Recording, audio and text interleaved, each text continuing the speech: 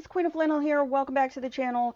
So this weekend's video is going to be a slightly sped up speed color. It's not super fast, but it did take me a little while to finish this, and I felt like in long form it was too long. So before we flip over to the actual coloring and I switch to voiceover and walk you through my process, let me talk a little bit about the image. So this is from Reydaprints. I will leave a link to her Etsy shop in the comments below.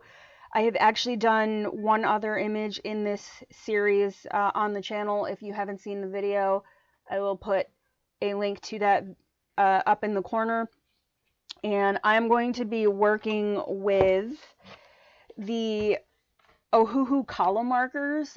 These have been out for a little while. I know that there's some reviews and swatches and discussions about them out there, so I'm not going to go too in depth, but I am going to be working with the 60 count set of illustration tones. I also have the 60 count, the landscape set, and the 24 basic set. But again, this is the set that we're going to stick to, so all of the markers that you'll see in the project come out of this set. The biggest thing that I want to talk about with these markers real quick before we get into the project is the chisel tip.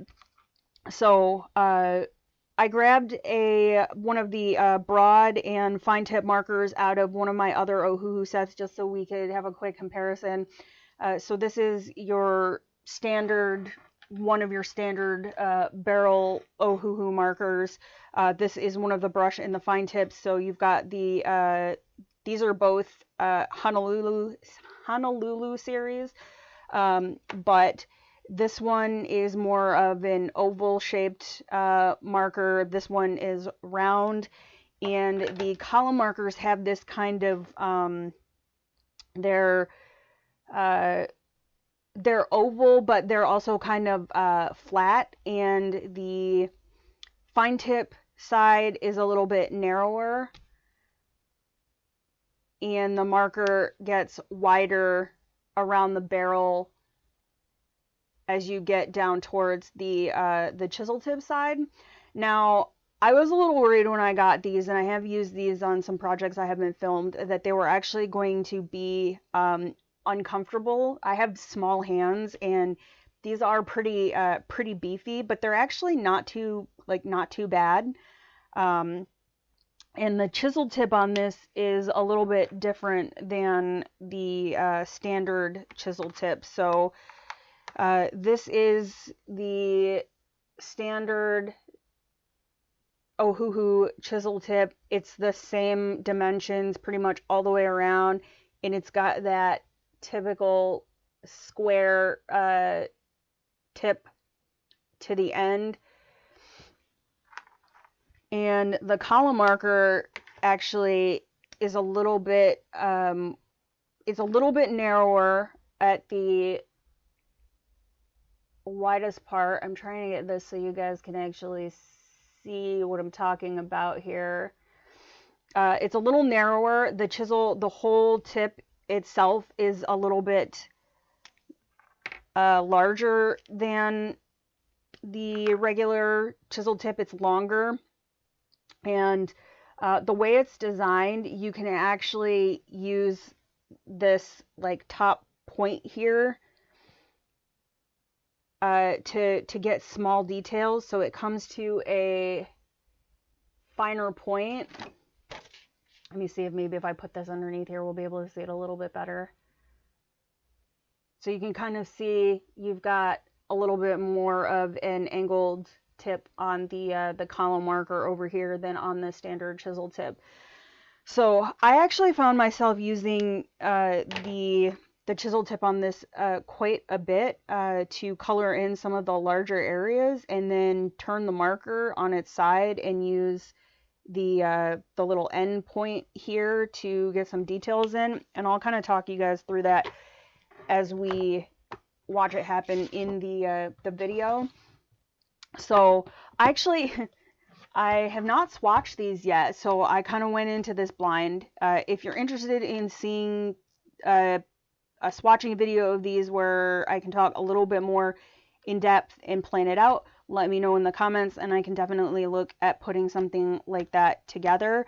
But really, that's it. So we're going to go ahead and get into the project, and I'm going to switch over to voiceover, and I will see you guys in just a second. Okay, so I am going to start off working on the car, and my first marker that I am using, blocking in some of these shadows, is the B459 Marine Blue. And I will put these in the description below as best as I can remember. I didn't really choose my combinations before I started. Again, if you've been around my channel for a little while, we've talked about this. I don't always strictly plan my color palette before I start. So sometimes it's hard for me to remember what I use, and I know that a lot of people like to have the combos. So that is something that I am going to be a little more cognizant about going forward. You know, for the viewers.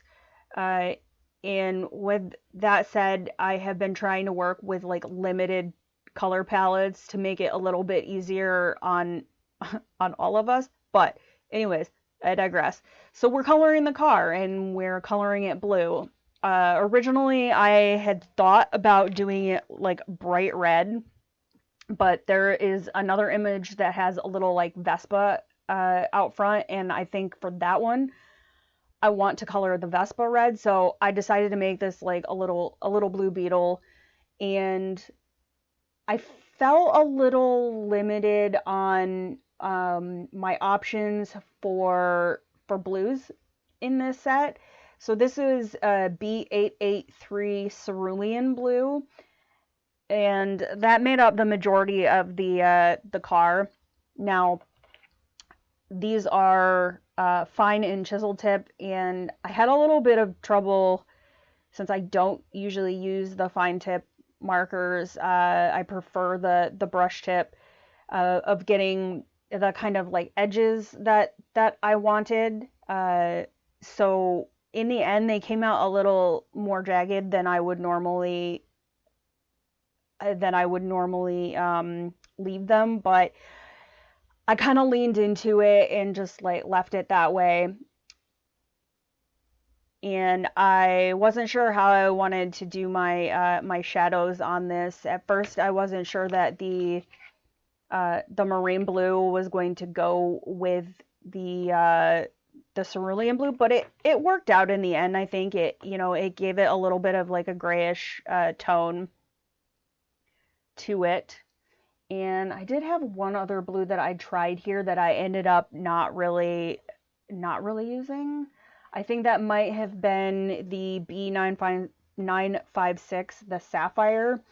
I used it in a couple spots, and then I stopped. I felt like it was a different tone of blue than the cerulean and the marine blue. The cerulean and the marine blue both have kind of like a grayish like undertone to them, and the Sapphire was more of like a true blue. So I used it a little bit and then backed off, and then primarily just ended up using the marine blue and the cerulean blue on this one for the car.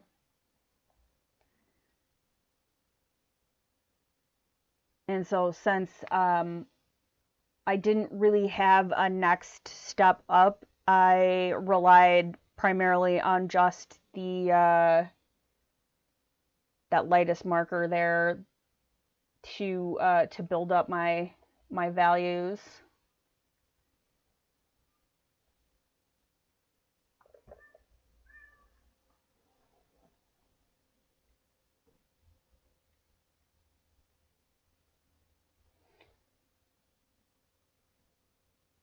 I feel like I spent a fair amount of time on the car, and I ended up stopping and coming back to it in the end. So now I'm moving on to the building itself, and this was where if you notice, I started out with the fine tip, and then I switched over to the chisel tip. And I actually really like the chisel tips on these markers.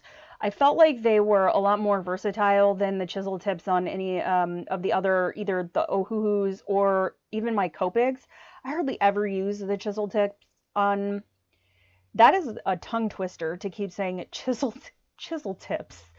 Um, the chiseled end. I very rarely use those, but I found them pretty useful here.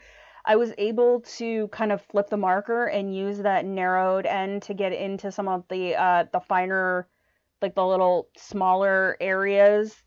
And then when I started building out my colors and bringing in darker colors, I was actually able to use it to bring some texture back to these bricks. So they got quite a bit of love throughout this. And I've been really like in this illustrative mode where I'm not always super focused on like pretty blending and soft edges. I've really been favoring just kind of that chunky, like urban, gritty look, not just with the marker work, but also with, I feel like I've been doing it with colored pencils as well. So here I'm coming in with, oh my goodness, I don't remember what brown this is, but it is confined to a set, so it's in the 60 set of Illustrator Kaala markers, and I will link to those in the description below.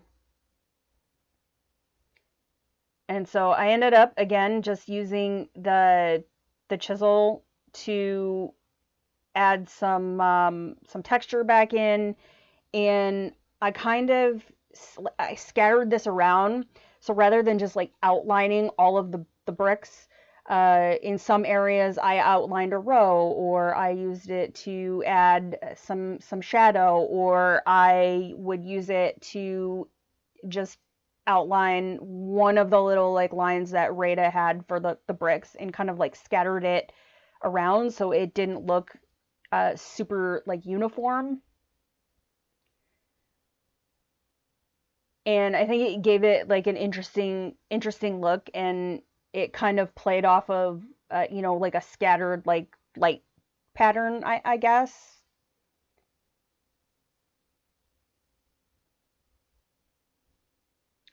And so now I'm coming in with an even darker brown, and this was where I accented some of the inside lines inside the bricks.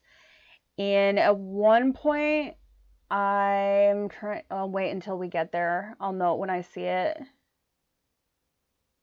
Okay, so I did start taking this darker brown and using it to outline around the window, and then I stopped. I didn't really like the way that it looked.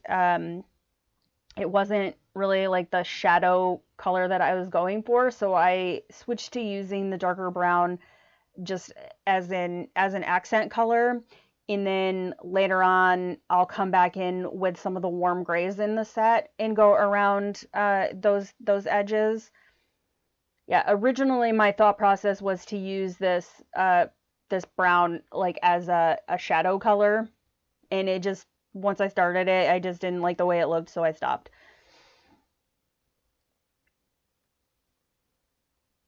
And then since I decided to color the building primarily in like browns and creams, as I was kind of going through, I was trying to think about how I was going to color those suitcases. Originally, I thought about doing those in shades of brown, and then once I started doing that with the building, I realized that they would just blend into the background, so I'd have to figure something else out, but that comes a little bit later in the video. It was just kind of one of those you know, plan as I go type deals. And now I'm coming back in with one of my midtones and using it to just kind of like scuff out some of the darker color.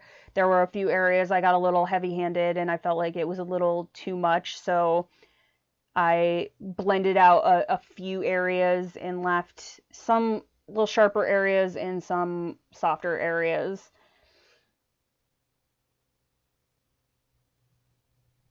So this was, I came in with one of the warm grays in the set and used that to shadow up under the edge of the roof, the eaves, and whatnot, and around the car where it would cast a shadow against the brick because it's up on the sidewalk. So I imagine that it's pretty close to the building.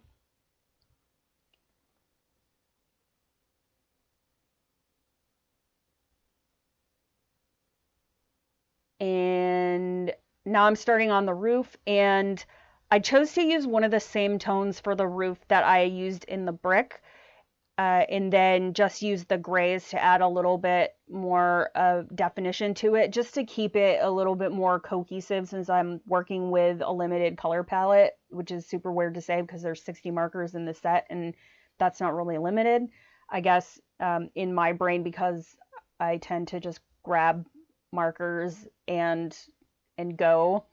And some of my other sets are pretty large. 60 felt like a limited color palette.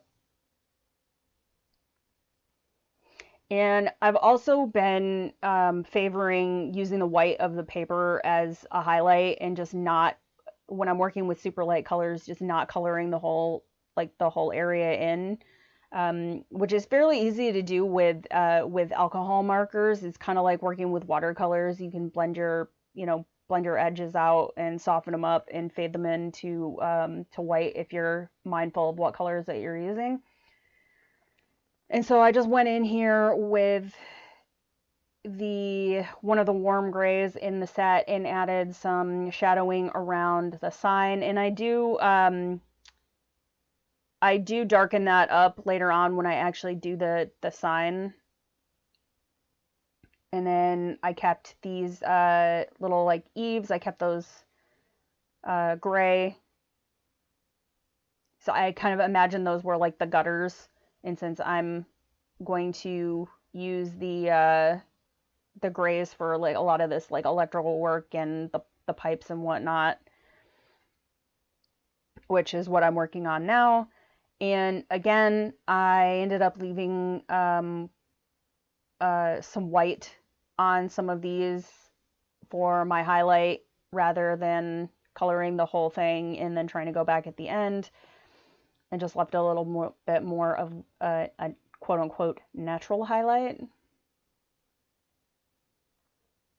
And these fine tips on these color markers aren't bad either. I just, for whatever reason, I don't know if it's because I just generally am more accustomed to a brush marker. I had a couple areas where I was like, well, I can't blend this out the way I want to. But it worked out in the end, and they're definitely not bad markers by any means.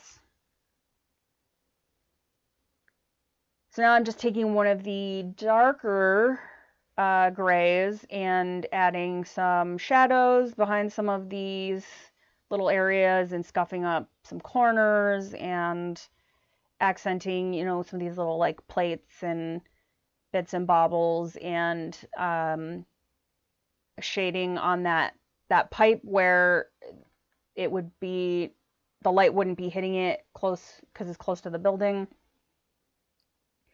And I actually just realized, although it's not a huge deal because that's like the corner of the pipe, that the one on the right, I probably shaded that on the wrong side. It should have been shaded closer to the building and lighter on the outside, but it is what it is. And so here I'm just darkening up underneath the bookshop sign. And I decided to use the same blue in the awning that I used for the car. I don't know. I had this idea that the car belonged to like the owner of the bookshop, and that maybe this was their favorite color. And so I kind of carried it over into the rest of the image. Of course, then I'm like, well, I mean, there's suitcases on the top of the car, so it could be a tourist visiting the bookshop, but that wasn't the story I had in my head when I colored it. So maybe the proprietor of the bookshop is getting ready to go on vacation, and that's why their car is parked up on the sidewalk in front of their store. That's the story we're gonna go with.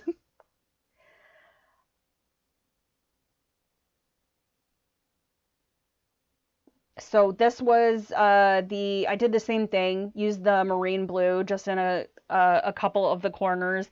I wasn't really sure how I liked it at first, so I didn't want to do a whole lot of it. And then for these opposite sections, I just grabbed one of the cool gray markers and used it to accent those lines, to give kind of the impression that those are white areas, with just a little shadowing on them. I didn't want to color the whole like awning. So this is, or that was, just some shadowing the edge of the awning.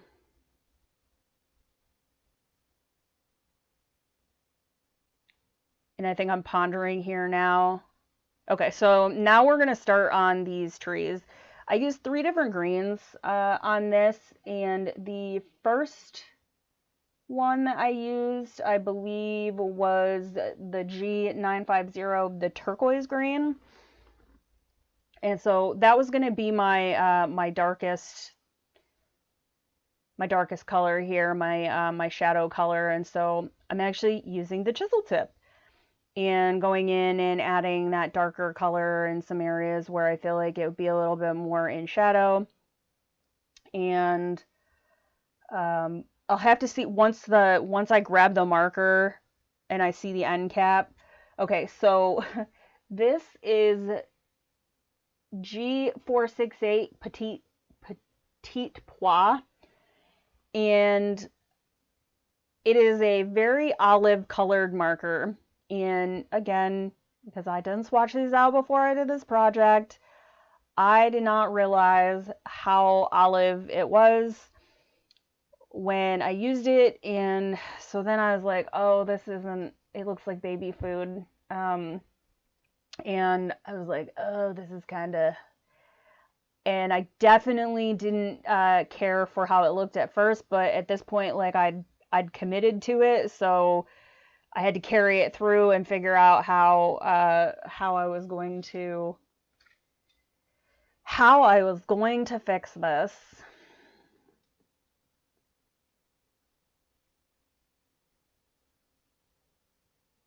So yeah, it looks like a hot mess right now. So then what I did was I came in with, this is a G472 Vivid Green, and I used that up around the edges. And apologies for the camera, apparently the tracking was on, so it's picking up the end of the marker. Oh, and I'm trying to remember here if it was, okay, so then what I did was I came back in with my G950, the turquoise green, and just went over the olive just to tone it down a little. And it still looked pretty wonky at first. And so I ended up, I think, we'll see here in a minute. Do I leave it? Nope, actually I'm coming in with an even lighter green. This is the G479. This is G479. This is Bud Green, and I use that on the very like edges as like my highlighter green, and it is kind of like a highlighter green.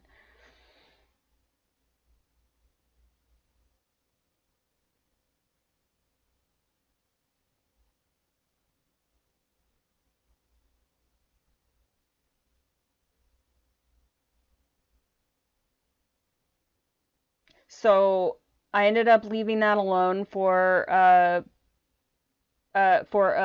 few minutes to let it dry so I could see what it looked like when it dried and what I was gonna have to do to to buff it out.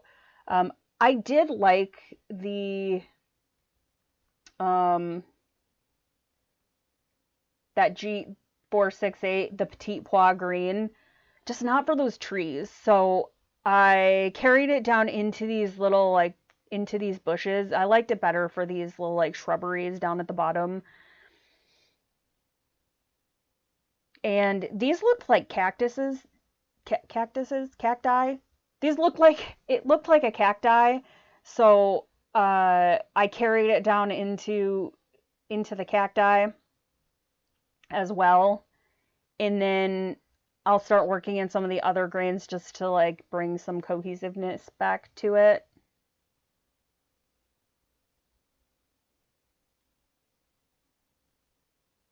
Which I think is what I'm doing here.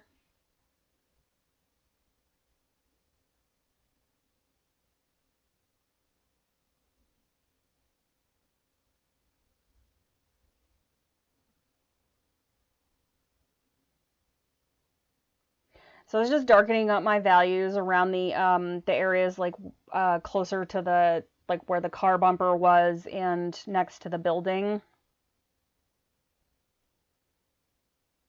And back up to the top. And this was more of the G950, the turquoise green.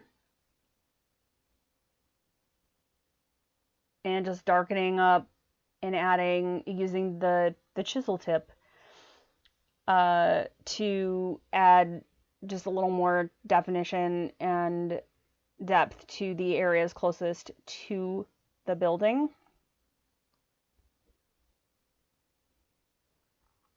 In the end, I actually really liked how this tree came out. So now I'm moving on to some of the smaller details, and I'm just going through, and I decided not to color the entire window frame.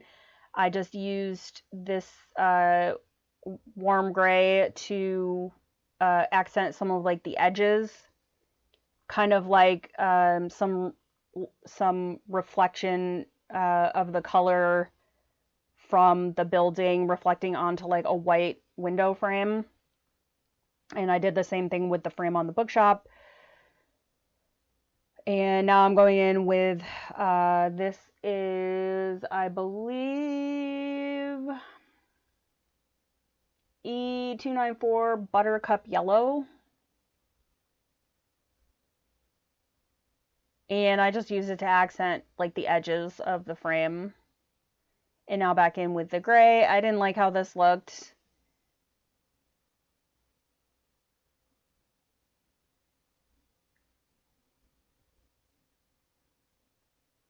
And so now I'm coloring the books. And for this, I was not gonna sit here and do fiddly little details and shading with the alcohol markers on these tiny little books. So I ended up just grabbing I think 4 or 5 different colors and just went through and colored 2 or 3 of the books each in these random colors. And I like the way it came out. I thought it was cute. But yeah, I wasn't looking to get pencils out, and these aren't the focus of the image, so I didn't really want to spend 11 to 7 hours coloring tiny books.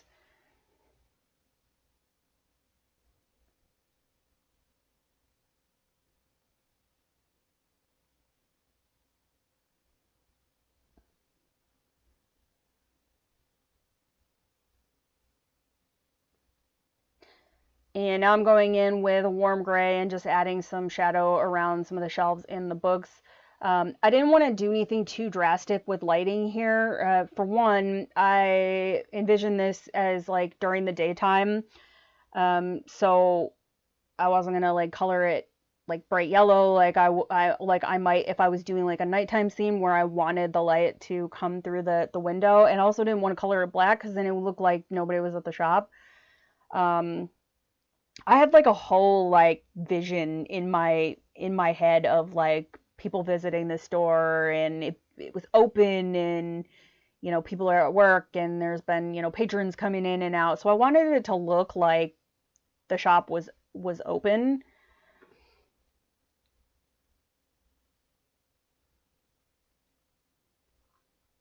I didn't really get too fancy with this door.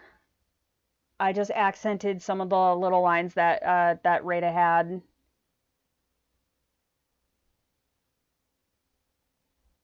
and some of these like edges here, and some more shading around the car.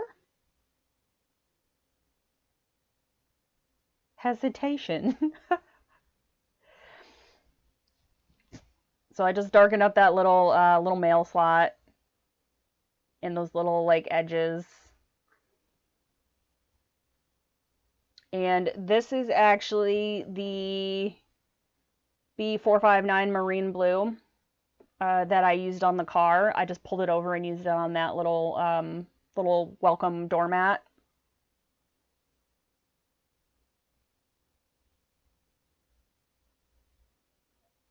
And so now I'm going in with a cool gray and using the chisel tip.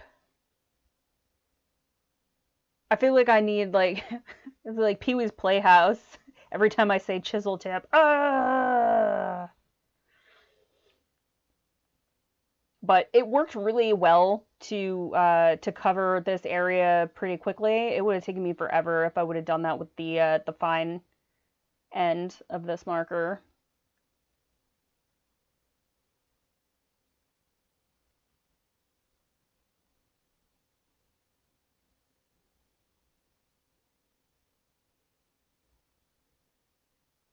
And again, I wasn't super like worried about some areas being like lighter than others.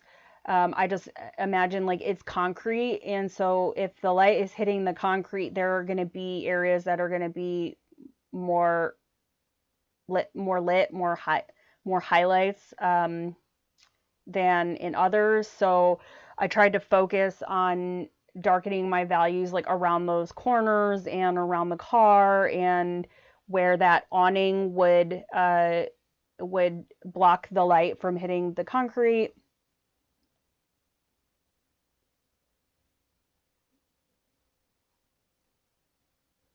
And more under the car here.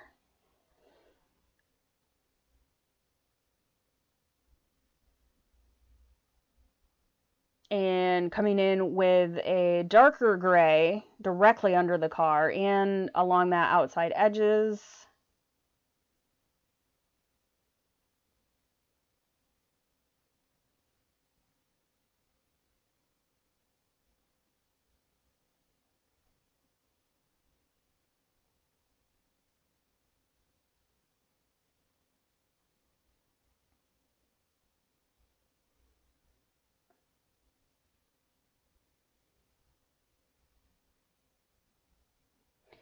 And this was, I believe this was E182. This was putty.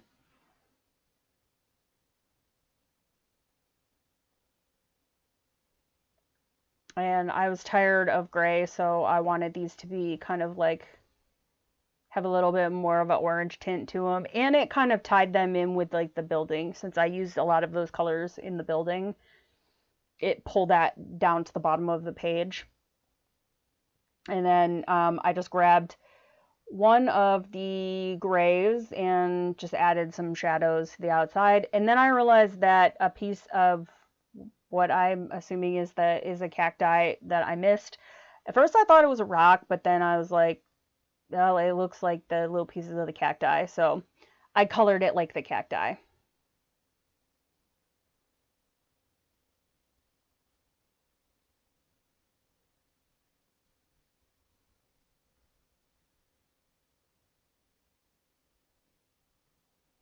And so now I am coloring the suitcases, and I think I ended up coming in with a different color for that one on the bottom because I felt like it blended in with the building a little too much.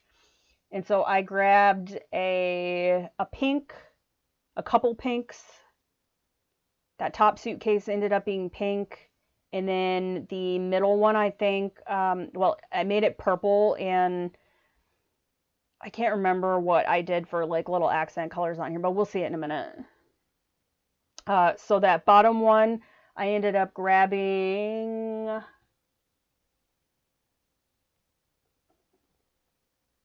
I believe this was Y792 Marigold to brighten it up because it blended into the building. And then I used one of the brown markers to accent the edges. And I'm just coloring that little strap.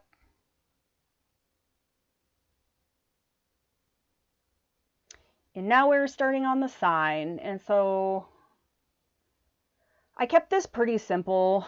I just colored the whole thing brown. Super simple.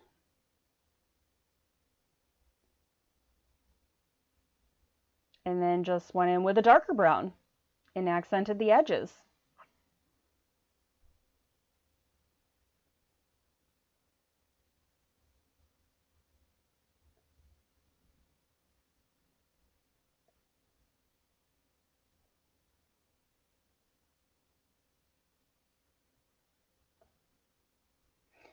And I did go in and kind of added some shadow behind a few of the letters. I wasn't really sure if the bookshop was like if it was carved into the sign or if the letters were popping out, but I felt like it needed something just to make the letters pop a little bit. So just in a few areas I kind of added some shadow, and again pulling back in that B369, the fresh blue for the book on this sign, and sticking with our brown and cream theme.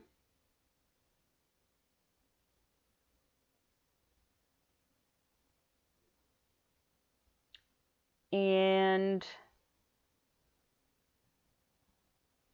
our little squirrel guy here, I grabbed a couple browns and one of the orange markers and a gray marker.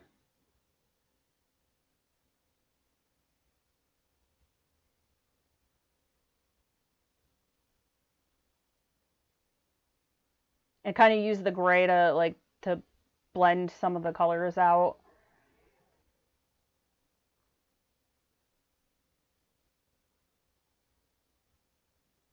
And the trash can.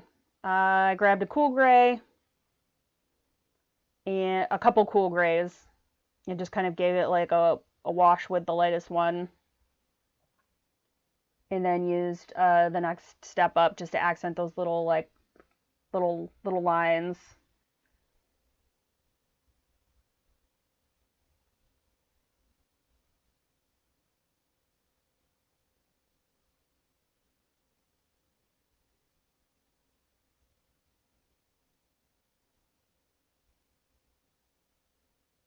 So I'm just doing some fine detail work here, just a few areas that I wanted to blend out, and also adding some color to the car. So this was one of the cool grays. And then I went in with the darker cool gray.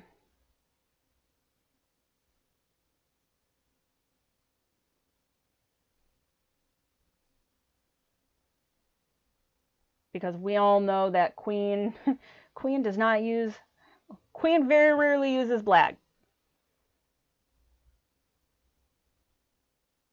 I think we've talked about that. Black and white. I hardly ever use my black and white pencils or markers. And so now I grabbed a pink, and it was a very pink tail light. A little too pink, but we left it. We rolled with it. And then that side marker I just hit with a yellow marker. Adding some color to the window up there. Yeah, I went in with one of the browns and threw it at that window, and then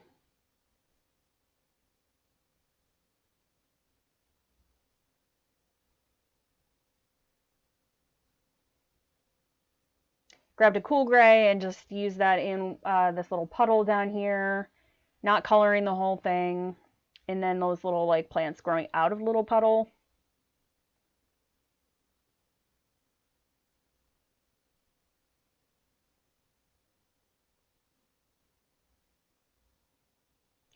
And so this is that's it. So wrapping it up. Thank you guys so much for hanging out. I hope you enjoyed this quick little video this weekend. If you did enjoy it, be sure to like, sub, hit the bell to get notified when I post future content. And I will see you guys in the next video. Thanks so much.